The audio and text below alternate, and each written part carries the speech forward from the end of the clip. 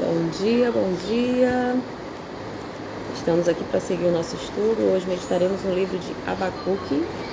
Então já pega aí sua Bíblia, compartilha também a mensagem, convidar aqui mais pessoas para estar conosco. Livro de Abacuque.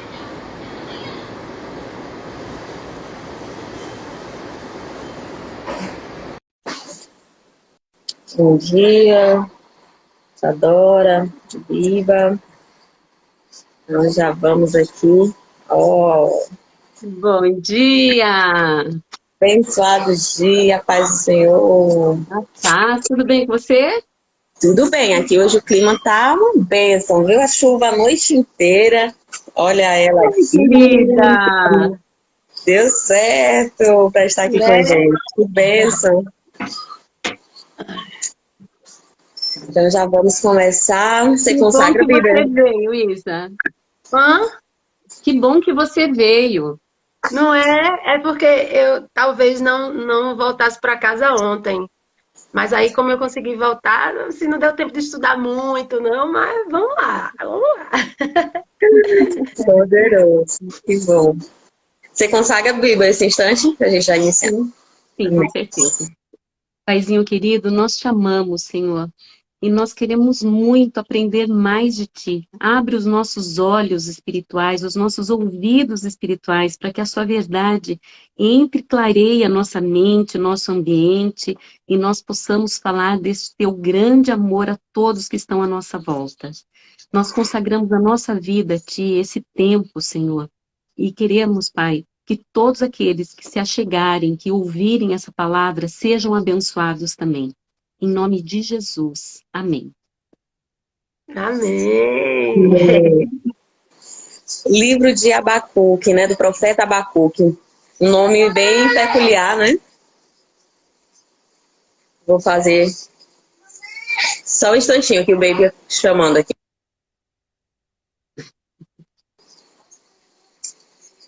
Livro do profeta Abacuque. Eu vou ler a introdução e a gente começa no capítulo 1. Abacuque significa, é traduzido como abraço, né? Ou abraçador. E esse livro profético ele foi escrito aproximadamente uns 600 anos antes de Cristo, de modo que o profeta era contemporâneo de Jeremias e Ezequiel. O relato se introduz como uma visão e inicia com duas perguntas a Deus, em tom de censura ou perplexidade, né, da parte de Abacuque. Isso perante as lamentações e condições espiritual do povo de Israel e as opressivas circunstâncias políticas, sociais, né, produzidas pela ocupação egípcia e a tirania do rei Joaquim. Então o pecado se praticava extensivamente e Abacuque não compreendia o porquê de Deus não intervir diante de tudo isso. Mas quando o Senhor lhe responde, a solução lhe parece pior do que os problemas que estão enfrentando, porque o Senhor usaria a Babilônia como instrumento de juízo contra Judá. Então, olha só o que é, os próprios ímpios para disciplinar os filhos, né? Então, essa é a forma mesmo. Então, ele usaria isso, né? A Babilônia, uma nação em piores condições espirituais e nacionais. Será que Deus utilizará para castigar a seu povo? Então, não obstante disso, Abacuque permanece firme e dócil à vontade soberana de Deus e espera, né? Ele confia.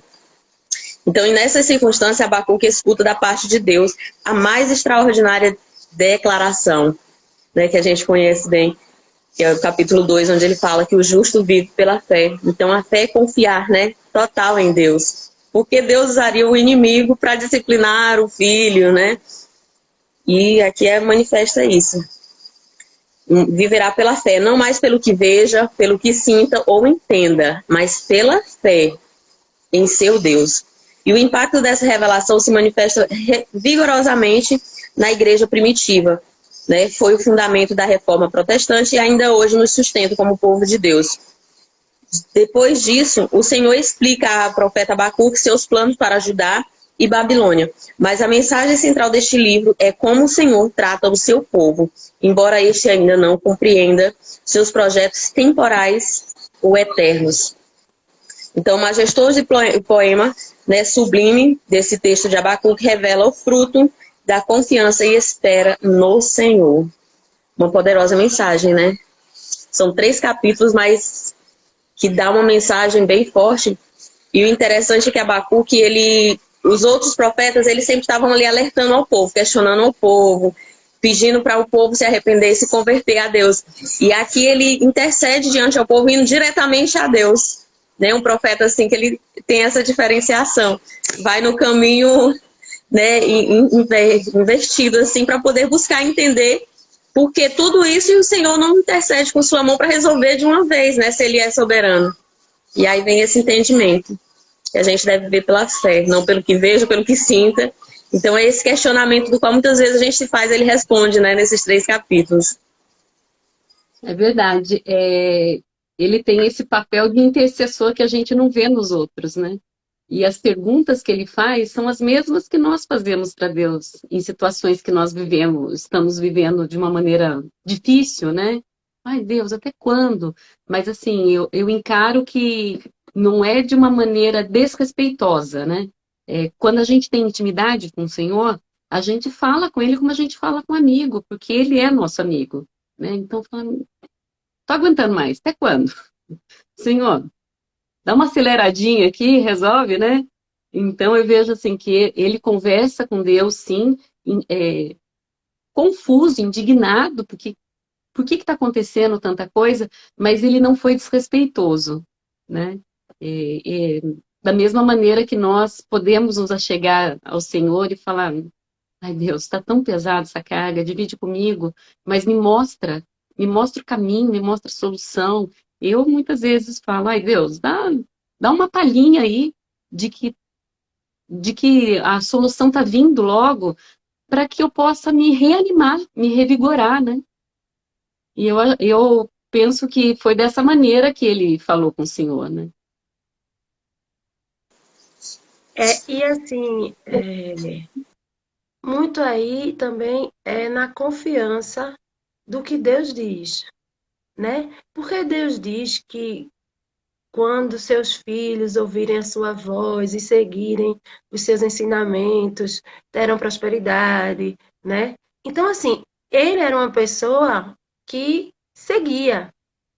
Então, ele dizia: eu confio no Senhor que tudo vai dar certo. Então, ele tinha tanta essa confiança que ele sabia que um dia tudo ia dar certo. Mas não estava dando certo. Então, ele dizia: até quando, Senhor? Eu esperarei pelo cumprimento da tua promessa, né? É um misto de fé, né? Porque se ele não tivesse fé, ele não ia perguntar, ele não estaria levantando a questão de quando, e sim de si, né? Mas ele tinha fé, então ele sabia que sim, mas ele não sabia quando. E ele queria uma resposta de Deus, porque só Deus para dar resposta quando a gente não encontra em outro canto, né? Então, assim, mostra aí muita fé e muita intimidade, como você falou, né? Então, é como se a minha mãe dissesse para mim, eu vou te dar alguma coisa. E eu ficasse feliz naquela promessa e quisesse muito aquilo. Só que aquilo está me fazendo muita falta. Eu ia chegar para minha mãe, tu não vai me dar? Quando é que tu vai me dar? Né? Diz aí, acelera o processo, né? Me diz aí para eu acalmar meu coração, né? Então, assim, a gente vê, eu consigo ver aí muita fé e muita intimidade. E outra coisa, um posicionamento, né? Um posicionamento. Porque eu peço pelas pessoas que eu sei que não têm condições de pedir por elas mesmas.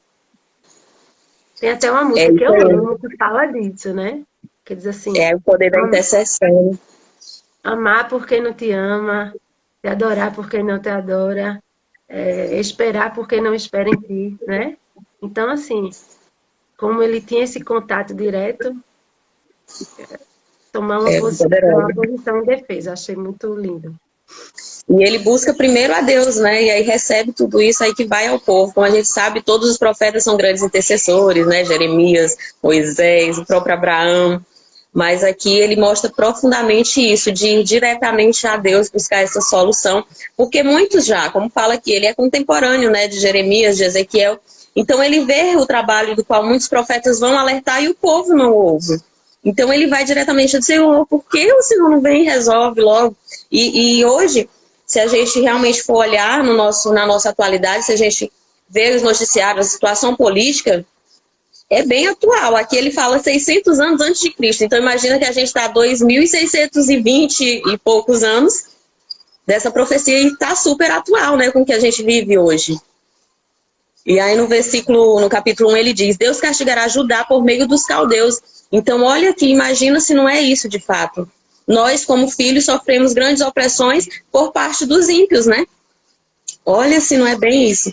Então veio visão que teve o profeta Abacuque. Até quando, ó Deus, implorarei e tu não escutarás, clamarei para ti por causa dos despojadores, sem tu o livres, porque me mostrasse a iniquidade e o engano. Vi a violência e a maldade, o juízo estava diante de mim, e o juiz aceitou o suborno. Olha se não é bem isso, né? E aí ele segue, por causa disso a lei perde seu poder, e não prevalece o direito com equidade, pois o iníquo faz muito mal ao justo, e o direito sai pervertido. Olha, se não é bem isso que a gente está vivendo, né? Um ilegal para ser legalizado aí, a prestes, a ponto de...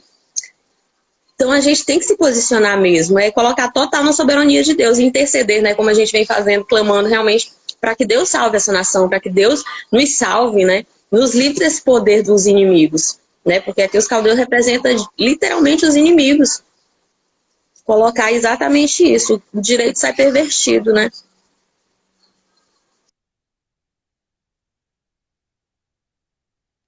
E daí a resposta do Senhor é que ele está no controle, né? Deus sempre está no controle. Mas que ele vai mandar os caldeus e é um povo perverso, cruel, né? Eles são pavorosos e terríveis. Olha aqui. E criam eles mesmos o seu direito e a sua dignidade. Eles eram do balacobaco. O errado deles está certo. E ponto, né? É muito. E ele segue e diz, olhai soberbos, olhai, maravilhai-vos e admirai-vos, pois eu farei uma obra em vossos dias que não crereis. Mesmo que alguém vos conte. Olha como isso aqui é forte, né, pra gente. Porque eis que eu levantarei os ímpios. Olha aqui como é permissão de Deus, né, quando o ímpio tem poder. Uma nação insolente e cruel que avança pela largura da terra para tomar posse de moradas que não são suas. Poderosa e temível é seu juízo e os seus aspectos procedem delas mesmas.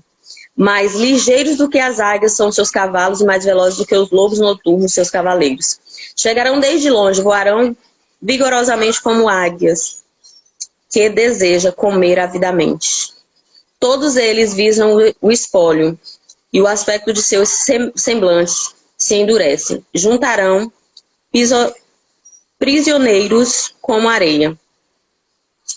E aí ele diz aqui no 10, zomba dos reis e insulta o príncipe, zomba de todo lugar murado e levanta baluarte do cerco e o toma. Então quando ele diz zomba dos reis, aqui ele está falando zomba de pais e mães de famílias, né? Zomba da família mesmo e insulta os príncipes.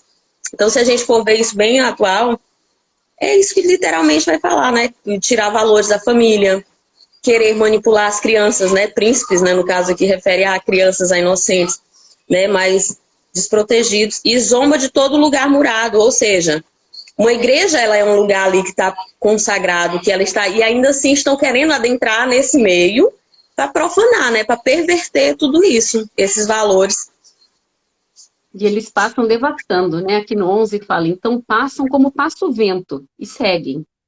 Né? O vento não derruba tudo? Fazem-se culpados esses cujos poder é o seu Deus. Né? O Deus deles. É, o poder Deus minúsculo. deles. É um Deus minúsculo, né? Sim. E seu exército será culpado diante do seu Deus, porque tu é Deus santo, no versículo 2, né? Ele fala do nosso Deus. E desde o princípio, ó Deus, ou acaso tu és sem lei, ó Deus. Então aqui ele vem e diz, Mas, Senhor, tu és santo para realmente mudar tudo isso, desde o princípio. E aí ele fala e indaga, né? Abacuque, ele diz, ou acaso tu és sem lei, Deus? Para juízo tu a puseste, e para sua admoestação me formastes. Então ele toma a responsabilidade, né? E ele diz, teus olhos são puros e não olham o mal. Tu não podes contemplar os iníquos. Por que vês os soberbos e guardas silêncio, enquanto o iníquo consome o justo? Então ele diz, Senhor, não é possível isso. Como que a gente vai sofrer essa opressão? Né? Nos socorre. E ele diz, tu fizeste dos homens semelhantes aos peixes do mar e semelhantes aos répteis. Que não tem governante, né? Que não tem governante. Então o Senhor é nosso governo, né? Ele está ali, é como se fala, ele está observando tudo. E a partir do versículo 15 ele fala da idolatria dos ímpios, né? Dos caldeus, esse povo mau, que tem prazer em escravizar os filhos, e escravizar os filhos de Deus, né? E ele diz assim, ó. Como um anzol, os tira a todos como uma rede, são extraídos e são recolhidos em uma rede varredora. E quando os recolhe, se regozija e salto de júbilo. Então eles dizem, né, se alegram, eu consegui enganar esse filho de Deus, eu consegui me escravizar, ele está realmente fazendo o que eu quero, não o que realmente é o princípio do Deus, né, verdadeiro. E aí ele segue ainda mais e diz, ó, e a sua rede oferece sacrifícios, e a sua rede varredora queima incenso, pois por meio delas suas pescas foi abundante, seu alimento seleto. Por isso lança sua rede em todo o tempo e mata as nações sem compaixão. Então é isso, mata as famílias, mata os princípios, mata os valores sem compaixão. É isso que o ímpio faz e celebra de júbilo, como diz aqui, né? Quando consegue perverter e desviar um filho de Deus realmente para esse caminho perverso. Aí fica pra gente. Deus vai permitir, né? Deus vai permitir ou ele já permitiu e esse tempo acabou? Aí temos que fazer a nossa parte, né? E confiar, porque Deus quer sempre o melhor para os seus filhos. O tempo. Aí vem aquela questão, né, Isa? O caminho da salvação e da perdição é uma constante. Por isso que a gente tem que se posicionar e guardar o nosso valor. Porque ainda somos vulneráveis. Se a gente não tiver um posicionamento firme de guardar a fé, como ele diz, no capítulo 2 ele vai manter. Vive pela fé, não pelo que vê, não pela... Porque a circunstância é caótica. Se você não tiver firme, guardando a fé no caminho da salvação, você vai se corromper e vai para o lado de lá. E aí vem a perdição. Por isso que a gente tem que resistir. O resistir, no sentido da palavra hebraica, significa defesa e ataque. Nós, por muito tempo, só nos defendemos. Hoje, a gente está num posicionamento que tem que atacar, né? As pessoas se questionam o tempo todo. Eu nunca vivi um tempo como esse, em que a igreja que o altar virou palanque, sabe? Isso é um questionamento, assim, generalizado. Eu disse não que seja, porque é o último meio que eles têm de romper, é a igreja. E se ela não se posicionar, se nós não usarmos de todas as formas de realmente defesa e ataque, né? Porque se a gente se acovardar, a gente está sem se defender. Então, por isso que a gente tem que ter fé. Se posiciona com a fé em Deus, né? Como um animal quando está cuidando da sua cria. Ele vê o inimigo ali se circundando e ele fica esperto, né? Fica atento. Só que quando o inimigo vem para atacar a cria, daí ele avança. Assim somos nós. Nós estamos alertas, né? Como vai falar aqui na torre de vigia. A gente está ali esperto, né? Porém, a hora que atacar, você não vai... Você vai fazer o quê? Vai recuar? Não. Porque nós temos que ter um posicionamento. Nós conhecemos a verdade, por ela nós vivemos. Não é assim? Defesa. E assim, para construir algo é muito complicado, mas para destruir é muito rápido, não é? Então, assim, se a gente vem há tanto tempo se construindo, né?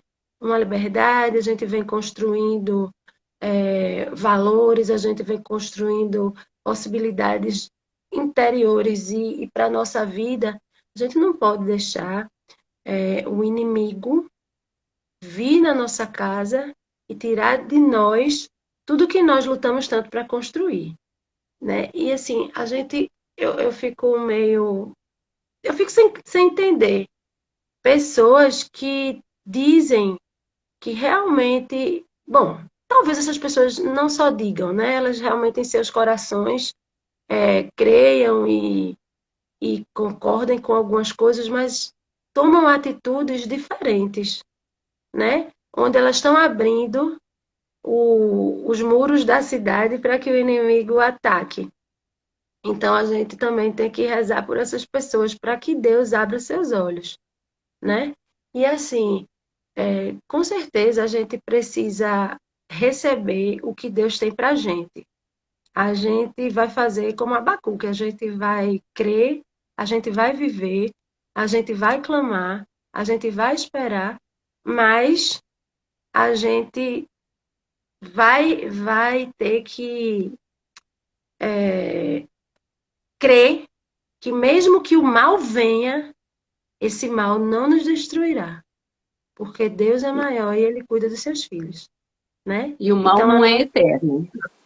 Não, não. Já é derrotado, né? É fato. Aqui ele fala dessas aflições, né? Até Asaf, né, em Salmos, ele faz esse questionamento, né? Ele chega a invejar a prosperidade, o crescimento do ímpio, porque aqui ele diz que ele lança sua rede, recolhe muito e se alegra com o júbilo de ter capturado, de ter sua rede farta, né? Ou seja, uma prosperidade. Em Salmos, Asaf fala isso. Mas, Senhor, por que eu olho para o ímpio e vejo ele na alegria, ele celebrando e ele prosperando? E aí o Senhor responde. Está construindo em areia. Isso uma hora vai desabar. E quando desaba, é desastroso. Porque ele cresce, cresce, cresce. Mas quando vem a queda, que é inevitável, é a justiça de Deus, né?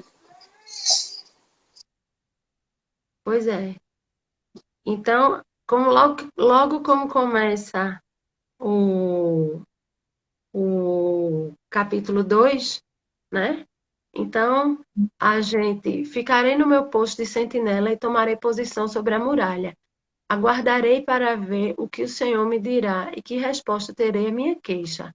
Então, assim, a gente tem que agir, tomar posição, né? Nos posicionarmos como Abacuque, mas a gente tem que esperar em Deus.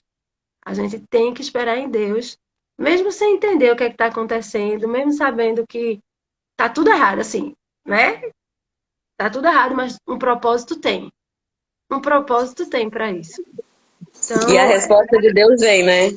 Poderoso, como ele diz aqui. A resposta de Deus a Abacuque. E ele diz, eu permanecerei em meu lugar, pisando sobre a rocha, ou seja, confiando com a base no Senhor, né? Estarei em expectativa para ver o que diz o meu povo. Então é isso, né? Porque Deus, ele desde o primórdio, ele disse, a terra eu dei ao filho, o domínio é dos filhos. Então é que ele deixa bem claro aqui pra gente, né? Na expectativa para ver o que o povo diz. E nós estamos todos nessa expectativa, né? Porque a gente sabe que essa escolha é a decisão comum de todos os filhos. Para o bem ou o mal, né? Se posicionar é uma decisão nossa. Boa ou ruim, a culpa vai ser do todo, né? O posicionamento é do todo. Por isso que a gente tem que fazer o que a gente tem que fazer hoje. Converter pessoas para o bem, mostrar os princípios. E o que vai contra o que Deus determina, já está errado. Se o mal está torcendo, se ele está se jubilando com aquilo, vai para o lado contrário, independente de qual seja a situação ou a pessoa que vai representar. Já vai para o outro. Então é preciso esse posicionamento, porque nós estamos nessa expectativa para ver o que o povo vai dizer, né? Nesse ano eleitoral, dia 30, o povo vai dizer. Nós estamos nessa expectativa, porque Deus dá o poder aos filhos. E então ele diz, e o que me responde acerca da minha repreensão? Então ele diz, ele está na expectativa para ver o povo diz, mas aí ele quer ouvir da parte de Deus. E o que o Senhor diz, Deus? E aí o Senhor responde agora, ó. Então me respondeu o Senhor, versículo 2, e diz, escreve a visão e descreve em tábuas detalhadamente para que corra com ela aquele que a leia. Então aqui ele diz, transmite para todas as gerações. E lá em Apocalipse, capítulo 1, 19, a gente vê a respeito do que são essas escritas, né? E aí, no versículo 19, ele diz: escreve as coisas que vistes, e as coisas que estão, e as coisas que haverão de acontecer depois dessas. Então, quando ele pede para escrever, é para a gente ler, ouvir detalhadamente e transmitir às futuras gerações. E ele diz, para que corra entre aqueles que vão ler. E ele diz, no versículo 3, porque a visão sucederá a seu tempo, chegará no fim e não mentirá. E se demore, não desmaia, pois logo chegará e não tardará. Olha aqui a justiça de Deus, é a mensagem para nós hoje. O povo, nós estamos na expectativa para ver o que o povo diz. Mas a justiça de Deus não falhará. E ele diz, sua alma não se agrada com a iniquidade, e o justo viverá pela fé. Olha que palavra poderosa. Viva pela fé. O povo vai dizer, mas Deus está dizendo, e você viva pela fé e manifeste isso para as futuras gerações. Viva pela fé. Não pelo que vê, não pelo que escuta. Não. Viva pela fé. Isso é o justo, viverá pela fé. Né? Você não está se agradando com a iniquidade, você não está se agradando com esse tempo, você não está se agradando com todas essas situações antimorais, antissociais, corrupção, mas viva pela fé. Que palavra a gente transmitir. Um chamado também para dizer para a gente não sofrer por antecipação, né? Não tenha paciência, tudo tem o seu minha tempo. Amiga que entrou aí, Cristiane, ontem a gente teve uma reunião, né? E daí a gente viu aquela passagem que Jesus cura o aleijado lá no templo, né? Que ele queria chegar nas águas e não conseguia. E daí me chamou a atenção que Jesus perguntava para ele, ele tangenciava as respostas e Jesus dizia assim, olhe para mim e responda. Então, é isso que Laís falou agora, né? A gente tem que crer, a gente tem que se posicionar, a gente tem que trabalhar, a gente tem que saber o que é certo. Mas, se tudo der errado, a gente tem que olhar para Jesus. A gente tem que manter a nossa esperança nele, né? Porque 1000 cairão ao teu lado e 10.000 à tua direita, mas tu não serás atingido, porque a gente vai passar por provações, a gente pode, né? Na vida como um todo, não só nesse momento. Mas a gente passa por problemas, a gente passa por aflições, a gente passa por coisas dificílimas, mas quando a gente tem os olhos voltados para Deus, né? Quando a nossa esperança está nele, a gente tira uma força de onde a gente às vezes não tem, né? Para continuar e um dia a sua justiça vem.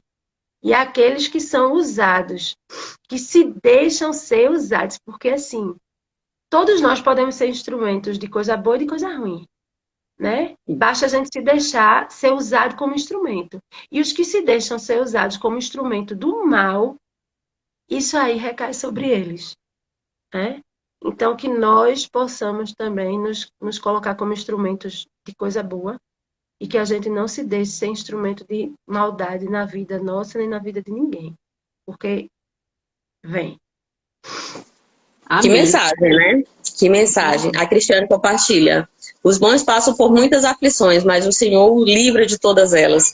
É viver pela fé, né? Que mensagem, essa é a mensagem para a gente transmitir, né? A gente está na expectativa. Olha que mensagem super atual, super viável aí pra gente. O povo, nós estamos na expectativa do povo. Mas e a resposta de Deus? Viva pela fé. Sua alma não se agrada, mas creia em mim, olhe para mim, né? Como fala, mantenha os olhos em mim. Porque eu vou te livrar de todas essas aflições, eu vou... E a gente sabe que estar diante do Senhor, ser instrumento do Senhor, é estar realmente nessa fonte de proteção, de provisão. Se a gente confia no Senhor, a gente já está provido de tudo, né? Os recursos, as estratégias, os meios, as soluções, tudo vem dele, né? Tudo vem dele. Então, mantemos aí o nosso alvo, a nossa fé, a nossa visão em Deus. A partir do versículo 5 aqui do capítulo 2, ele vai admoestar esse povo ímpio, né? O povo caldeu, o povo da Babilônia. E ele diz, O homem soberbo e avarento não se satisfaz, pois se alargou a sua alma como a sepultura. É semelhante à morte, nunca se sacia. Reúne para si todas as nações e congrega para si a todas as cidades. Então, olha aqui o que é isso. Ele congrega para si todas as pessoas, né? E as suas famílias. Então, esse é o desejo. O mal, ele vive querendo fazer isso. Te desviar, te levar. Se você está no caminho de salvação, ele quer te trazer para o caminho da perdição. E capturar. Além de capturar você, ele quer capturar a sua família. Então, é bem claro aqui. Não se sacia. Então, acautelai-vos, né? A gente tem que estar muito atenta a quem realmente está querendo, né? Qual é o que a gente está acreditando. Por e isso aí ele que a segue família aqui. é tão bombardeada atualmente. Por isso. Porque quando desestrutura um casamento, uma família, são vários, não é um só que está sendo abalado. São várias pessoas. E é toda uma estrutura ali, né? Então, por isso que a gente tem que zelar muito pela nossa família. Gente, quem estiver assistindo, gente, não saia do seu casamento, só se você estiver correndo riscos, né?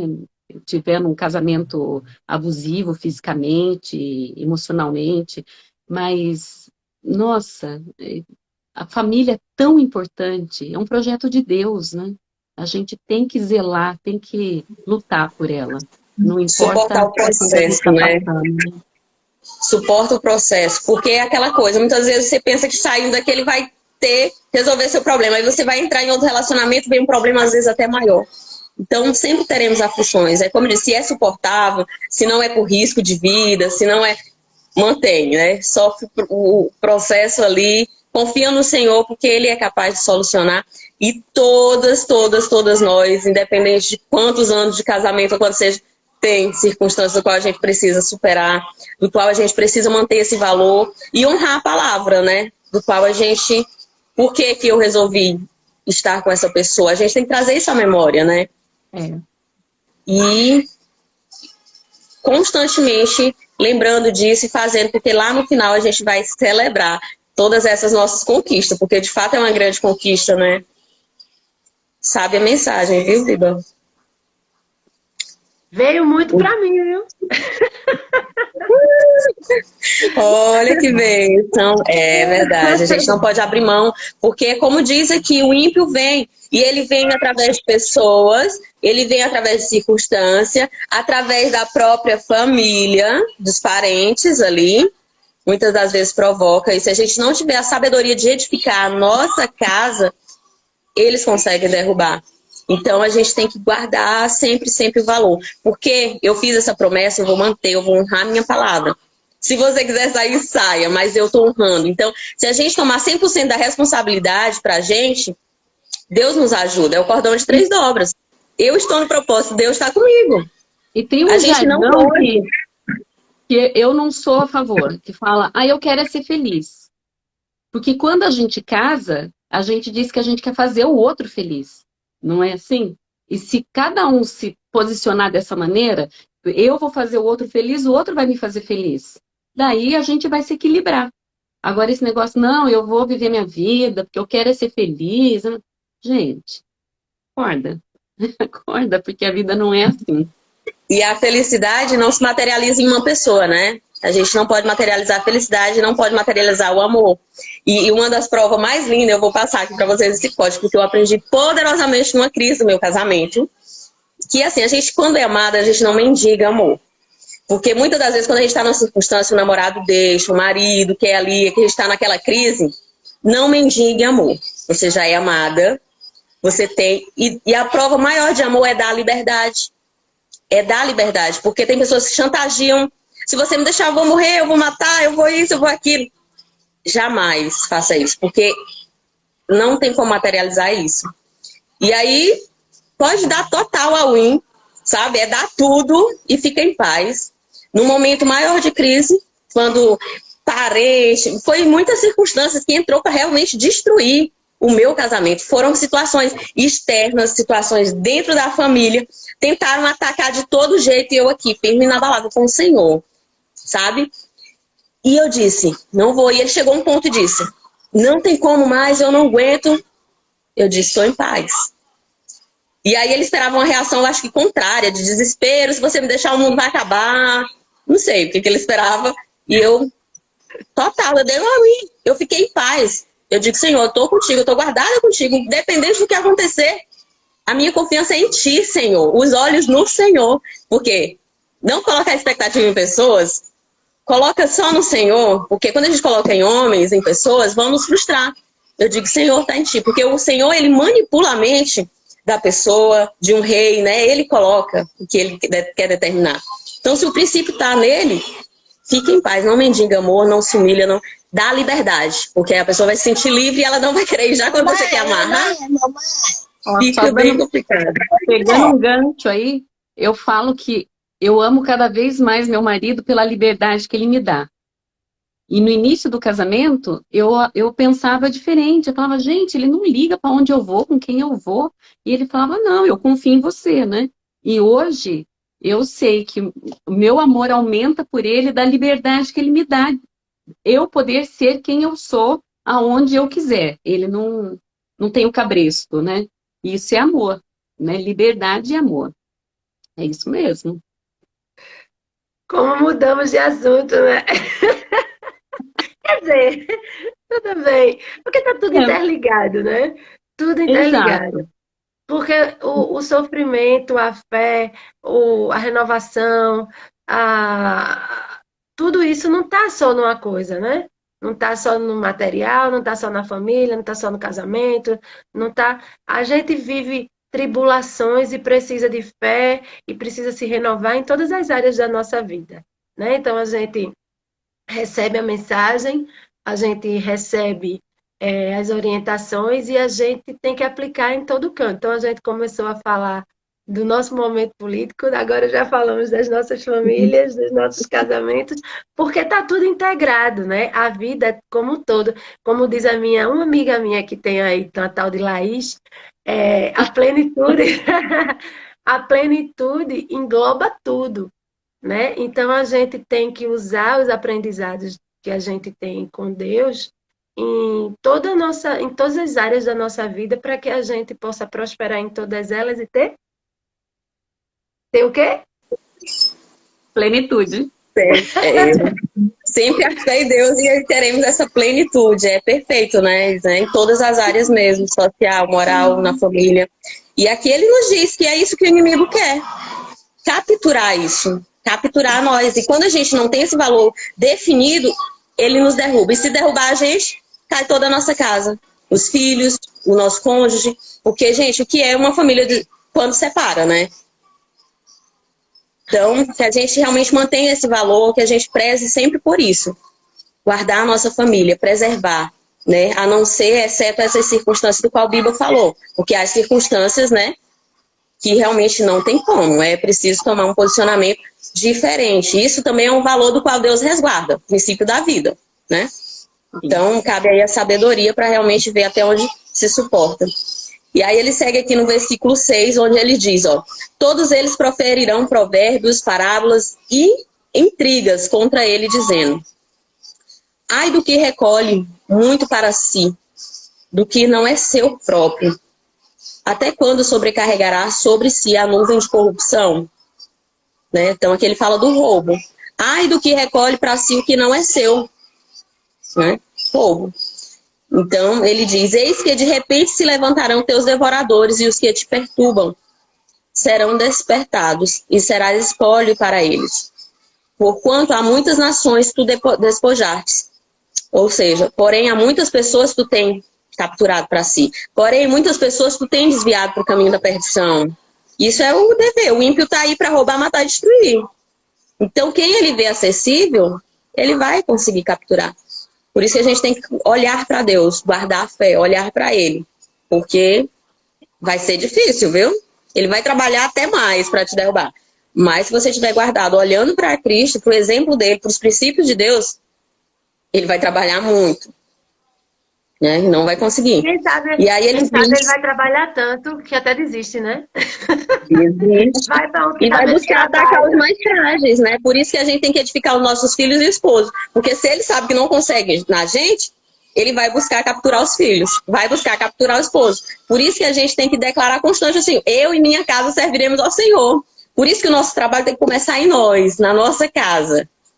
E aí vai estendendo para fora, porque não adianta você querer salvar o mundo lá fora se dentro não está edificado. Porque eles vão buscar atingir, vai buscar lhe atacar. E a forma que o inimigo tem de atacar, né? Como que ele ataca a Deus poderosamente? Capturando os filhos dele, que somos nós. Então é uma forma que o inimigo tem total de atacar a Deus, usando os filhos, né? Porque entristece o coração de Deus. O que é uma mãe que perde um filho para o mundo das drogas, para o mundo do vício? Ela fica desolada. Um pai que perde, fica destruído. Então, por isso que a gente tem que guardar. Eu e minha casa serviremos o Senhor. Eu e minha casa estamos olhando para Cristo. É isso que a gente tem que implantar, né? Como ele disse bem claro no capítulo 1. Você vai escrever detalhadamente nas tábuas, no nosso coração, na nossa mente, na nossa vida, no nosso exemplo, e transmitir para que corra a todos aqueles que o leiam. E nós somos a Bíblia que meus filhos vão ler. Nós somos o exemplo que o vizinho está vendo. Detalhadamente nas nossas ações, no nosso pensamento e até no nosso falar. Nosso falar tem que ser coerente com as ações. Então é isso que a gente busca todo dia manifestar, né, na presença do Senhor. E aí ele diz aqui o outro ai, né? No versículo 9 ele diz: ai dos que comete fraude e recolhe o mal para si mesmo, e coloca o seu ninho no alto para que se livre da calamidade. Então aqui ele fala da fraude, né? O mal ataca e diz, tá tudo bem, eu tô guardado. Ele faz o mal e diz, não, eu já tenho uma reserva para que se cair numa prisão, seja solto. Não, já tá aqui pago até o advogado para me libertar quando acontecer o mal. Então ele diz, eu tô fazendo mal, eu já tô precavido, eu já tenho aquele caixa 2 para se algum mal me suceder, ser liberto. Comprar aqui, como ele diz lá no início, né? O juiz aceita o suborno. Então aqui ele fala, ai do que comete isso, né?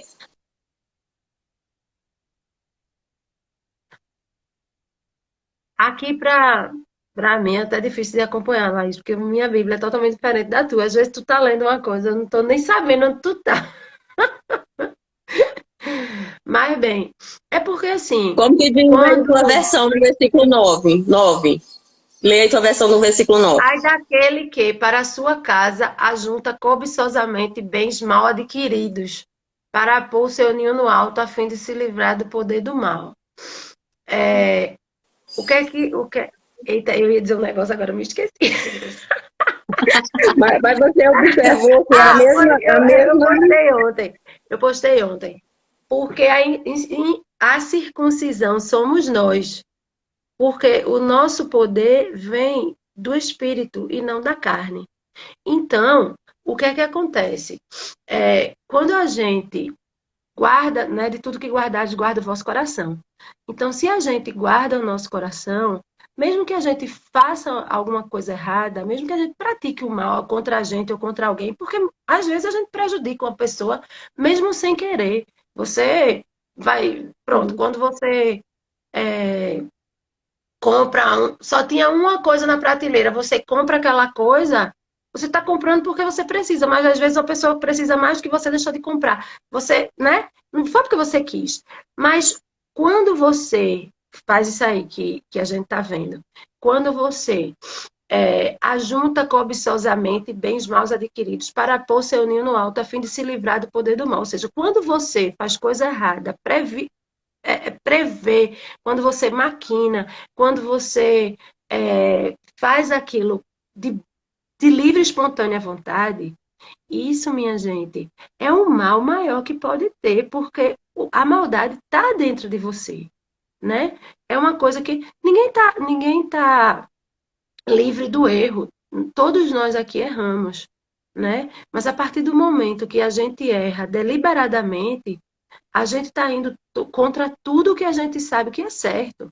Então, lógico, se a gente se arrepende, Deus perdoa. Mas veja, Deus, lógico que a gente não é amado ou não por causa das nossas obras, mas quando Deus diz que o nosso coração tem que estar guardado, quando as nossas obras vêm de dentro do nosso coração, sendo elas boas ou mais, né, a gente responde por isso, né? Deus tem que dar para a gente conforme as nossas obras, porque elas viram quando elas vêm do nosso coração. Então, eu não sei se eu tô conseguindo me fazer entender, sabe? Porque Deus diz, volta àquilo que a gente falou.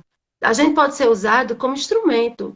Quando a gente se deixa, pelo nosso coração, ser instrumento do mal, Deus pode até deixar a gente conseguir alguma coisa, porque aquela outra pessoa está precisando passar por aquilo. Mas depois que ela passar por aquilo, o que ela tinha que pagar, está pago. E você não. E você que se deixou usar como instrumento do mal, aí é onde ele usa esse povo, né? Que vai oprimir os judeus, certo?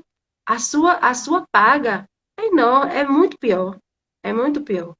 Então, assim, a gente tem que trabalhar e edificar a nossa vida para que a gente não se deixe ser usado como instrumento do mal na vida de ninguém, nem nas nossas, principalmente, nem na nossa família e nem de nenhuma pessoa. Se a gente não puder ser instrumento do bem, a gente trabalhe, peça muito a Deus e creia nele, peça orientação para que nunca seja usado como instrumento do mal. Poderoso. Então ele segue com essas lições, né? Que o que comete roubo, fraude, e agora no versículo 12 ele fala daquele: ai do que edifica uma cidade com derramamento de sangue e estabelece uma aldeia com iniquidade. A minha versão ela é de origem peshita, né, hebraica, então ela diferencia, mas a mensagem você consegue captar que ela vai no mesmo sentido. Então aqui ele fala do que mata para ter o poder, né? Porque ele diz que edifica uma cidade com derramamento de sangue, que edifica o seu poder às custas de matar inocentes mesmo, né? De passou no meu caminho, não tem saída. Tem que realmente vai ter que sair de um jeito ou de outro. E aí ele vai crescer naquele poder a custo disso, né? E aí ele diz... Todos esses ais estão super interligados, né? É você fazer tudo que prejudica a si e aos outros, né? Você deliberadamente ir contra os princípios de Deus. O 15 também fala do outro ai, que é o do engano, né? Como está aí na sua versão, Biba, no versículo 15. É o outro ai aqui. Ai daqueles que dá de beber ao seu companheiro, misturando a bebida, o seu furor, e que o embebeda para lhe contemplar as vergonhas. Engano, né? Como uma perversão, né? Moral. É que dá corda para o outro se enforcar, né? Dá corda para o outro se enforcar. É tipo aquele, Tipo vai lá e faz isso, porque ele sabe que instiga, se ele for lá e né? fizer, Instiga o mal. Ele sabe que é aquele que se ele for lá e fizer, o mal vem para ele, né? As consequências vêm para ele. Aí ele pega o mais fraco e diz assim, vai lá e faz, porque aí as consequências não vêm para ele. Mas é como tem no direito penal instigar as pessoas que ajudam na prática do crime. Ela pode não cometer, mas ela ajudou, né? Então, essa cúmplice. pessoa é culpada. É cúmplice, né, Isa? Então aqui ele fala desse engano, porque ele diz, ele embriaga. Ele vai ludibriar, né? No sentido... E aí você fez, ele diz, não, tô com as mãos aqui tranquila. Mas isso é o engano. Né? É o engano. Então a gente viu aqui realmente isso. O primeiro ai, né? Que foi o do roubo, da fraude, no versículo 12, o de matar para ter o poder, o do 15, né, para ter ali o engano, mas a justiça de Deus prevalece. Olha o que diz aqui no 13. Todas essas coisas procedem do Senhor dos Exércitos. As nações serão assoladas com fogo e as cidades se lamentarão em vão. Porque, como as águas cobrem o mar, versículo 14, assim a terra será cheia para conhecer a glória de Deus. Promessa. Os que têm intimidade com Deus, os que buscam a Ele têm discernimento para não se deixar levar por esses ais. Quando o inimigo vier e querer te propor ali um cálice de embriaguez, você diz, opa, estou acautelado. O Espírito Santo me deu esse discernimento, não caio nessa não. Vier ali com um roubo, opa, ou seja, já está explícito. Está em intimidade com o Senhor, ele diz, a terra será cheia para conhecer a glória de Deus. E a gente manifesta a glória de Deus na terra através de ações que estão ligadas com o que ele nos ensina, que são os princípios. Roubou, matou, enganou para ter poder, despoja, comete fraude e acha que está tudo bem. já tem total discernimento de que isso vai contra total os princípios do Senhor, né? Então é muito claro como a luz do meio-dia. Ele diz, a terra está cheia da glória. Então a glória de Deus é o conhecimento, quando a gente tem intimidade, né? Versículo 16, ele diz, ó, tu te sacias mais de desonra do que honra. Esse é o ímpio, né? Aqui ele está admoestando esse ímpio. E ele diz que ele vai realmente se saciar de desonra mais do que honra. Bebe tu também e seja assolado. Então, só bebe quem está no engano, né? Só bebe quem não está em intimidade, quem não busca o discernimento. E ele diz, o cálice da destra do Senhor se voltará contra ti, e a desonra contra a tua honra. Então, nós como filhos, nós devemos manifestar a glória de Deus. Por isso que a gente se posiciona e vai defender os valores de família, e vai defender o princípio da vida, e vai defender o princípio... Tem outras coisas, umas faz sentido, outra não. É como ele diz, tem muito engano. Mas não dá para misturar. Uma fonte, ela pode colocar água amarga e doce, né? Então, já fica muito fácil de discernir, né? E aí no versículo 17 ele diz, porque te cobrirá a violência do Líbano e o despojo das bestas te perturbará, por causa do derramamento de sangue de homem e da violência da terra, da cidade, de todos os que habitam nela. Então vem aqui, né? Ele fala que vai haver uma grande aflição, né? Seja consciência, seja uma perturbação, uma iniquidade, vai vir, né? Aqui ele fala da justiça de Deus. Vai vir a desolação, né? Sobre esse ímpio que comete o mal.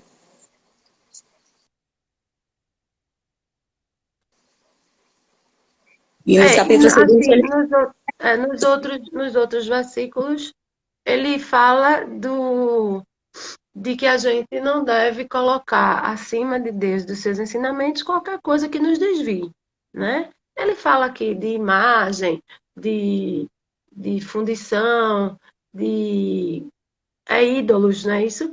Mas a gente tanto já conversou aqui que os ídolos não são apenas aqueles bezerros. Os ídolos, agora mesmo a gente está vendo dois ídolos, né? Na verdade, quando a gente aqui luta por um lado ou por outro, a gente não luta pelos ídolos, a gente luta pelos valores. Mas as pessoas muitas vezes estão idolatrando, né, outras pessoas. Então, quando a gente fala na idolatria, a gente não fala apenas em imagens, em pedaço de pedra, em pedaço de pau. Não, a gente fala em tudo que a gente coloque acima dos reais valores, acima do que Deus mostra para a gente, acima dos valores de Deus na nossa vida, né? Então, mas o Senhor está no seu santo templo, cale-se diante dele toda a terra. Independentemente do que você queira, se você faz o bem, se você faz o mal, o que Deus escreveu vai se cumprir, né? Ele não está preocupado com o que você quer. Ele está preocupado com o que ele quer para você, né?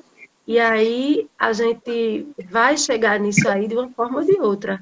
Ou pelo bem, agindo, né, de forma correta e trilhando o caminho mais tranquilo, ou errando e levando cacetada. Errando e levando cacetada. Até que um dia a gente vai chegar onde Deus quer que a gente chegue. Né? Então, poderoso. É um dos outros ai, né? Ai do que realmente diz ao pedaço de madeira ou coloca expectativa em pessoa, né? E diz desperta. E ele diz que nada é. Realmente toda essa idolatria é inútil, né? Aqui é a inutilidade total da idolatria. Então a gente realmente tem que olhar para os valores, para os princípios. Poderosa essa mensagem. E a resposta vem, porque é Deus, né, que está em seu santo templo. Ele está lá, ele está no controle de tudo. E treme toda a terra perante sua presença. Cale-se toda a terra diante dele. Então, é olhar para ele, como diz lá no primeiro versículo. Vivo pela fé, olhe para mim. Eu tenho o controle de tudo, a soberania. Já está tudo vencido, né? Está consumado. Só confia e olha para mim. Sabe a lição pra gente. O capítulo 3 fala de uma oração, né? De Abacuque. Quer ler, Biba? Quero. O profeta Abacuque entoou essa oração. Ouvi a teu respeito, Senhor. Estou maravilhado com tuas obras. Neste momento de tanta necessidade, ajuda-nos outra vez, como fizeste no passado. E em tua ira, lembra-te de tua misericórdia. Vejo o Deus atravessar os desertos vindo de Edom, o santo vem do monte Parã. Seu esplendor envolve os céus, olha que lindo, gente, e a terra se enche de seu louvor. Sua vinda é radiante como o nascer do sol. Raios de luz saem de suas mãos. Onde está escondido seu poder? A peste marcha diante dele, e a praga vem logo atrás. Quando ele para, a terra estremece. Quando ele olha, as nações tremem. Ele derruba os montes perpétuos e arrasa as colinas antigas. Dele são os caminhos eternos. Vejo o povo de Cusã em aflição, e a nação de Midian treme de terror. Foi com ira, Senhor, que feriste os rios e dividiste o mar? Estavas furioso com eles? Não. Vinhas em tuas carruagens vitoriosas. Pegaste teu arco e tua aljava, cheia de flechas, e dividiste a terra com os rios. Os montes viram e tremeram, e as águas avançaram com violência. O grande abismo clamou e levantou bem alto as mãos. O sol e a lua pararam no céu, enquanto tuas flechas brilhantes voavam e a tua lança reluzente faiscava. Marchaste pela terra com ira, e furioso pisaste as nações. Saíste para resgatar teu povo, para libertar teus ungidos. Esmagaste a cabeça dos perversos e os descobriste até os ossos. Com tuas mãos destruíste o líder dos que avançaram como um vendaval, pensando que o povo fosse presa fácil. Marchaste sobre o mar com teus cavalos, e as águas poderosas se agitaram. Estremeci por dentro quando ouvi isso. Meus lábios tremeram de medo. Minhas pernas vacilaram e tremi de terror. Esperarei em silêncio pelo dia em que a calamidade virá sobre nossos invasores. Ainda que a figueira não floresça e não haja frutos nas videiras, ainda que a colheita de azeitonas não dê em nada e os campos fiquem vazios e improdutivos, ainda que os rebanhos morram nos campos e os currais fiquem vazios, mesmo assim me alegrarei no Senhor. Exultarei no Deus da minha salvação. O Senhor soberano é minha força. Ele torna meus pés firmes como os da corça, para que eu possa andar em lugares altos. Lindo demais, gente. Maravilhoso, né? Como o Abacuque muda de postura depois que ouve a voz do Senhor, né? É. E Biba nasceu para ler isso, né? Ela lê maravilhosamente bem. Glória Sempre que eu... A Bíblia da voz de Biba, né? Tudo Eita! a gente já tá acostumado. É verdade. Ela coloca assim uma expressão, é maravilhoso ouvir realmente. Ai, eu fico encantada. É poderoso gente, essa oração. esse Deus maravilhoso. É muito Sente lindo, cada né? palavra, né? Biba, você devia ler essa oração hoje. Fora os seus salmos. Você não leu, não foi? Eu vi um texto que você leu. Você devia ler assim, extra, saindo do... Não é? Você não... Não, mas Lê é essa que de Abacuque para antes esse de ler a tempo, né, Bíblia, Isa? eu Esse fazia tempo. mensagens, né, e colocava no Instagram. Depois eu comecei a ler a Bíblia e daí não dá tempo, né? Mas Uma boa sugestão, Biba. Eu gostei. alternadamente eu faço algumas mensagens e coloco no YouTube também. Pronto, essa aí Pra tá esse ótima para nosso você fazer também. Foi lindo, viu? Para esse Vamos tempo, aí. né, que nós estamos vivendo, para essa mensagem dessa semana, que onde o povo aqui, porque ele fala dessa expectativa, nós estamos na expectativa de saber o que o povo diz, mas Deus diz, olhe para mim e viva pela fé. Então é uma mensagem muito válida para essa semana aí, Biba, já coloca aí. E aqui essa oração, ela diz, ó, os caminhos eternos lhe pertencem, os caminhos eternos pertencem ao Senhor. O bem sempre vence o mal, ele tem o controle de tudo. Ele já é vencedor e nós vencedores com ele. Por isso que olhando para ele a gente vai viver pela fé, confiando nele, porque ele venceu por nós. E que palavra incrível. E aqui ele manifesta total essa confiança em Deus em todo o tempo, independente da circunstância. Ainda que a figueira não tenha lançado os brotos, nem que haja folha, ainda que falte fruto, os celeiros não tenham mantimento, as ovelhas do rebanho não... Com disposição eu saltarei de júbilo por causa do Senhor e me regozijarei grandemente em meu Salvador. O Senhor dos Senhores é minha força, quem faz meus pés como de servo e sobre as minhas alturas me faz estar firme para caminhar seus louvores, independente da circunstância. Porque aqui ele ainda está vivendo o que ele diz lá no início, né? Essa opressão, essa circunstância de opressão, a circunstância política, social, moral. que é o tempo que nós vivemos hoje, mas olhando para o Senhor e levando, né, em nós a fé e manifestando para os nossos filhos, né? Como ele diz, muito, vale reforçar muito isso, como ele diz, escreve.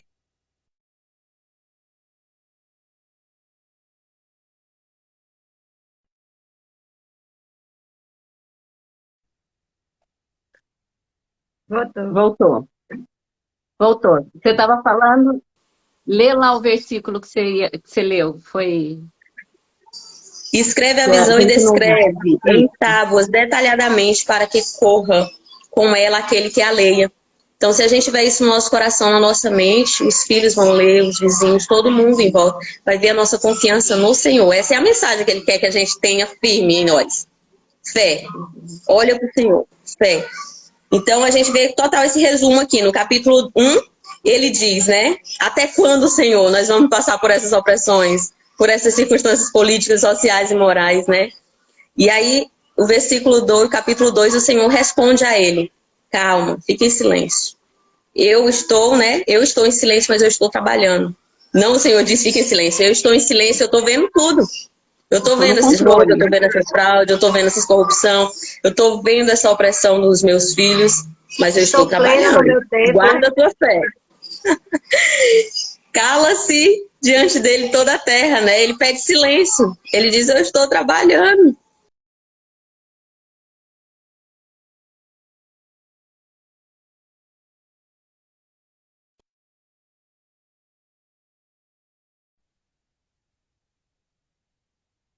Ainda bem que nós estamos no finalzinho. Dura quando é no início, né? Daí a gente fica mais desanimada, mais apreensiva. Então, só resumindo, é isso, né? E aí o capítulo 3, ele vem. Ainda que as tragédias existam, ele faz a oração de agradecimento. Independente de tudo isso, Senhor, eu estou aqui em júbilo, eu estou te adorando, eu estou crendo. Então, isso é para nós, né? Maravilhoso esses profetas que nós temos. Temos lido a Bíblia toda, né? Mas esses profetas, como falam conosco, né? Como a gente aprende com eles.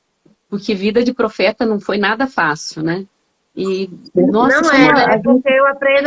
Porque eu aprendo alguma coisa lendo, mas eu aprendo muito mais aqui, com as minhas profetas maravilhosas. A gente transmite tudo isso, né? E aprende uma com as outras, é a conexão mútua, cada um tá aqui coopera, né? Cada um, assim, então essa sinergia que gera um aprendizado, um transbordo, assim, e faz com que a gente perpetue isso, né? Sejamos remanescentes de manifestar essa palavra, né? Então, gratidão realmente, que a gente guarde nossa fé para esse tempo, a gente precisa. E cada mensagem cai assim, bem naquele momento que a gente precisa, naquele momento crucial, né, da vida. É muito lindo como Deus faz cada detalhe. Agora, Laís, eu queria que você terminasse, porque sua oração, muitas vezes, assim, geralmente me dá muita força. Você tem umas palavras maravilhosas e a gente está precisando terminar esse dia, essa semana, essa meditação com as palavras assim que realmente transmitem para mim sempre muita esperança, né? Glória a Deus. E vamos juntos, vamos fazer juntas aqui, todos nós aqui nessa sinergia, né? Porque o Senhor está conosco, né? Tem até uma frase que ela diz e remete muito para esse tempo. Deus, certas vezes, ele acalma a tempestade, em outras ele vai acalmar o marinheiro. Então, estejamos aí na dependência dele, se ele vai acalmar a tempestade, se não, mas que ele está no controle de tudo. Ele tem um agir perfeito. Querido Deus e Pai, nós te agradecemos, Senhor, pela dádiva de vida, pela dádiva, Senhor, de entendimento, pela tua sabedoria sobre nossas vidas, Pai. Abençoa poderosamente cada um aqui de nós, Senhor, as nossas famílias, que possamos, Senhor, ter a Bíblia que os outros vão ler, que possamos ter firme em nosso coração, edificado mesmo em nosso coração, nas nossas mentes, nas nossas ações, a fé, Senhor, a confiança em Ti. Nos capacita, Senhor, conforme a Tua boa, perfeita e agradável vontade. Nos colocamos, Senhor, ao Teu dispor, com tudo que somos, o que temos, Pai. Com tudo que fazemos. Usa-nos conforme a Tua boa, perfeita e agradável vontade, como vaso. Transforma-nos, modifica onde precisa, Senhor. Cada um de nós temos uma necessidade, o Senhor conhece. O Senhor sabe onde precisa tocar, Senhor. E nós nos colocamos ao Teu dispor. Em plena confiança, em plena concordância, nós aqui, alinhados, como o Senhor fala, onde 2 ou mais estiverem em concordância, ali eu estarei. Nós estamos em plena concordância, Senhor, ao teu dispor, em total dependência, porque nós confiamos em Ti. Nos dá a sabedoria, as estratégias, os recursos, para que possamos sempre, Senhor, nos manter guardados, nos mantermos firmes em Ti, jamais nos desviar do caminho da salvação, Pai. Em Ti nós confiamos e por tudo já te agradecemos, em nome do Teu Filho amado Jesus. Amém. Amém. Amém. Obrigada, meninas. Obrigada. E é isso. Abençoada semana, hein? Vamos aí celebrar a nossa vitória em nome do Senhor Jesus. Olha para o Senhor, que a vitória já é certa. Amém.